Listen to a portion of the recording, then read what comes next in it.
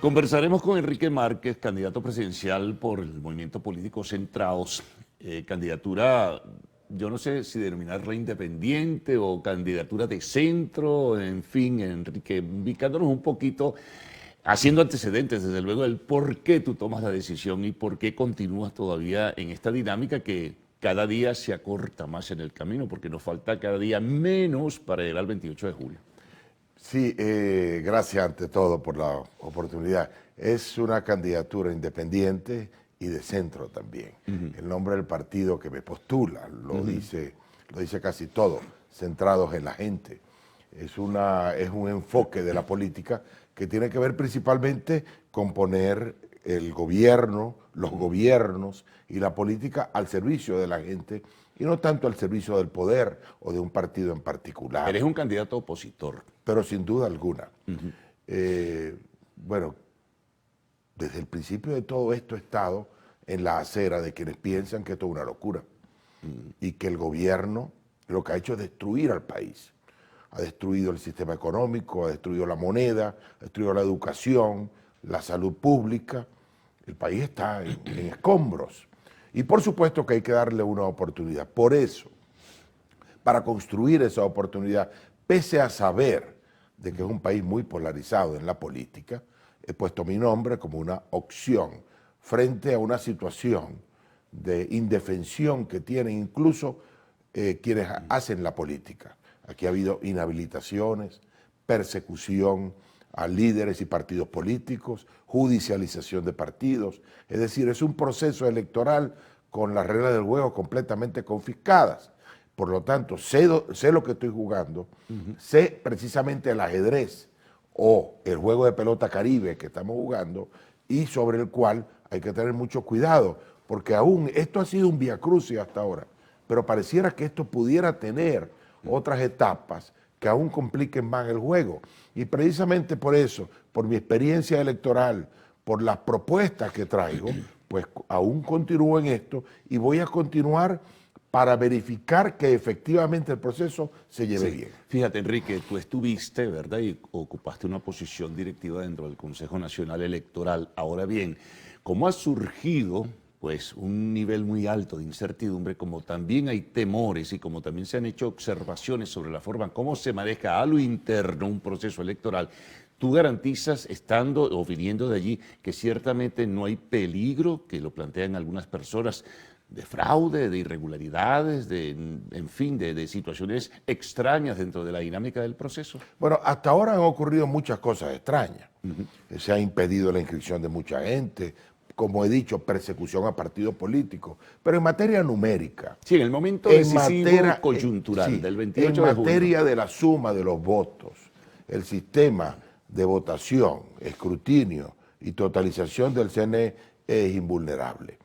Y me imagino que tendrá cada partido que tener sus testigos, porque sin testigos la cosa como que se complica. Basta con que las organizaciones políticas que participan en el proceso tengan sus testigos en la mesa para garantizar que el proceso se lleve a cabo de acuerdo a lo que debe ser. Sin embargo, yo debería decirte que conociendo el sistema como lo conozco, creo que el fraude masivo que a mucha gente le preocupa no es realizable por parte de ninguno de los actores, porque es absolutamente detectable y denunciable. De tal manera que yo no me preocuparía mucho por eso, me preocuparía mucho más por la política y las posibilidades que el Estado, llámese Tribunal Supremo de Justicia, llámese Contraloría, llámese Poder Ejecutivo o Legislativo, pudieran intervenir en el proceso electoral, en el camino y complicarlo aún más. Con nuevas inhabilitaciones, por ejemplo, suspensión de una tarjeta, por ejemplo. Por ejemplo,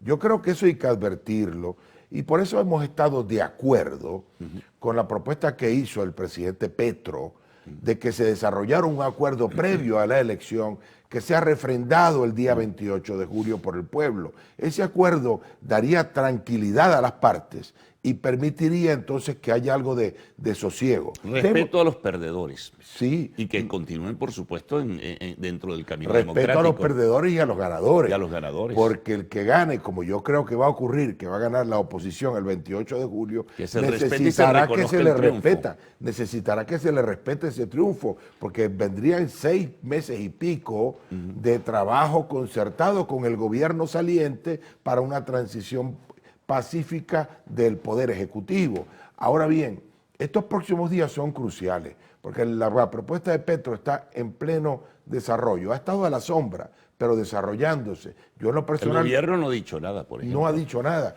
La oposición sí ha dicho, la mayoría de la oposición, entre quienes me incluyo, hemos dicho, mira, estamos de acuerdo con que haya un proceso de conversaciones para garantizar ¿qué? Para garantizar la paz y la tranquilidad del pueblo.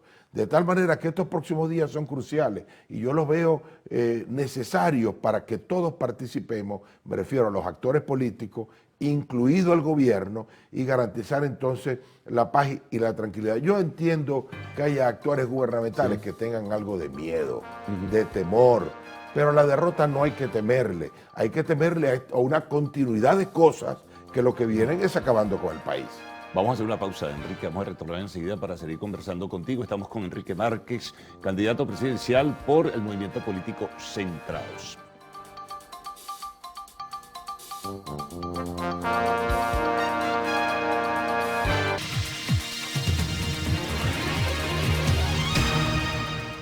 Bien, continuamos con Enrique Márquez, candidato presidencial por Centrados.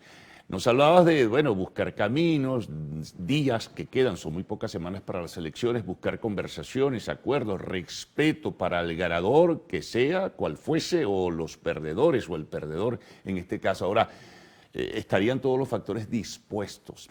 Hay un sector que decías, sí, un sector de la oposición, pero el gobierno no ha hablado todavía. Y fíjate, yo insisto en esto porque nada más tenemos que imaginar que la oposición gane, como yo creo que va a ocurrir, y sigamos en el mismo conflicto. Sí, bueno. Entonces, sencillamente, el cambio de nombre que haya habido en Miraflores no garantiza nada.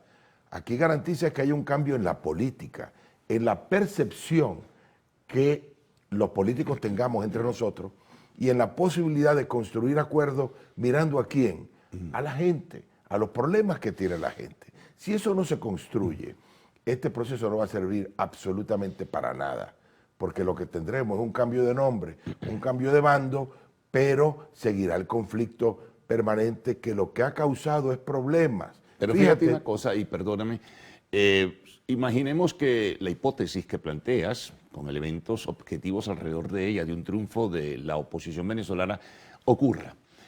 Tienes que transcurrir con poderes institucionales en manos del actual gobierno. Tienes una Asamblea Nacional, un Tribunal Supremo en buena medida, el sector judicial, el poder moral, un sector de las Fuerzas Armadas. Es un trabajo duro, ¿no? Ese trabajo de negociación en el camino hacia una transición y una juramentación también. Ahí es donde viene la verdadera negociación, porque hasta ahora los diálogos que se han impulsado y las negociaciones que se han hecho han sido básicamente para definir condiciones electorales. Ahora viene una negociación que tiene que ver con la existencia misma de la República. Y esto no es nuevo, Carlos. Esto se ha hecho en otros países que han pasado por lo mismo. Aquí mismo ha habido transiciones, claro. La del 58, de cuando muere Juan Vicente Gómez, lo que ocurrió aquí, después que le dan el golpe de Estado a Medina Angarita. Bueno, digo de todo, cuando se pacificó la guerrilla. También. Es decir, esos procesos son naturales. ¿Qué es lo que ocurre? Que tiene que haber una aproximación responsable frente al hecho político, porque lo que no podemos es aceptar que exista un grupo que quiera quedarse en el poder por las malas, porque eso es lo que podría estarse pensando. Y yo aprovecho para, con mis palabras, tratar de disuadir al gobierno, que Nicolás Maduro no escuche las voces radicales que le estén planteando que él puede quedarse allí porque puede quedarse. Pero resulta que hay suficientes garantías en la Constitución y hay suficientes garantías en la actitud que la oposición está tomando y que queremos garantizar luego del 28 de julio como para que el gobierno se siente a conversar. ¿Y no qué lo ha hacer hecho con los hasta ahora. radicales de la oposición, que también los hay? ¿También los hay? Bueno, precisamente tenemos que encontrarnos en el centro. Y por supuesto que habrá tensiones. El conflicto no se va a acabar. El tema es que sea manejado o gerenciado dentro de la Constitución. Con matices, en todo caso. Siempre habrá complicaciones. Veamos el caso de Gustavo Petro. Subió a la presidencia, está intentando hacer una reforma y el Congreso no se lo permite. Pero por eso no ha significado que Colombia se vuelva ingobernable. Ha habido resortes que se disparan para garantizar la gobernabilidad. En Venezuela se perdió la gobernanza, la gobernabilidad. Hay que recuperarla. ¿Cómo? En el marco de la Constitución. A los compañeros que puedan tener miedo de lo que viene, a los camaradas que puedan tener miedo de lo que viene, yo creo que tienen que mirarse en el espejo de lo que ha ocurrido en todo el planeta.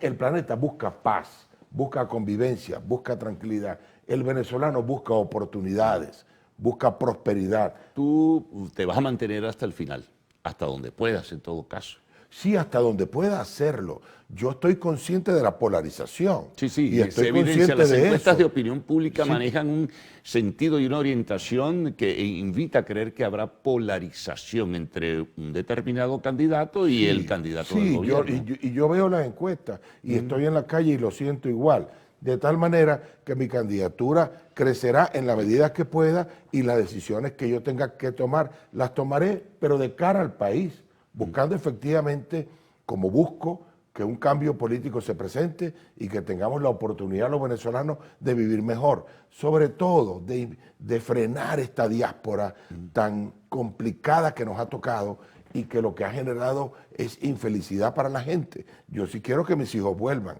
Y para que vuelvan sé que tiene que haber un cambio político. Los factores de la oposición como tal tienen que tener también una propuesta, ¿no? Hay una propuesta que tú planteas, que incluso exhibes aquí la muestras en ese sentido. El candidato de la plataforma pues tiene también una propuesta, está hablando de reconciliación, incluso de amnistía, de entenderse, de buscar la unidad. Bueno, hay posiciones que les acercan en todo caso. Sí, yo creo que eso tiene que ver con lo político. Ahora, con la gestión pública, aquí hay que estar claro que hay que hacer un giro de 180 grados a 180 kilómetros por hora. Un giro complicado, pero que tiene que hacerse para poder garantizar la recuperación de la economía, para poder garantizar la reinstitucionalización del país. Tengo cantidad de propuestas muy concretas que tienen que ver con lo que en Venezuela habría que hacerse. Las compartiré con el país y las compartiré desde el gobierno, con el pueblo, con el favor de Dios, que me toque esa responsabilidad. Pero por supuesto que estaré muy pendiente de lo que ocurre durante el proceso, porque no voy a ser obstáculo, voy a ser un facilitador y un catalizador de los cambios que necesita nuestro país. Bueno, estaremos en comunicación, en contacto. Enrique, muchas gracias por haber participado en la mañana de hoy y ofrecer tu punto de vista sobre diversos temas a nuestros televidentes. Nos vamos a la pausa, al regreso, arte y espectáculos en lo actual.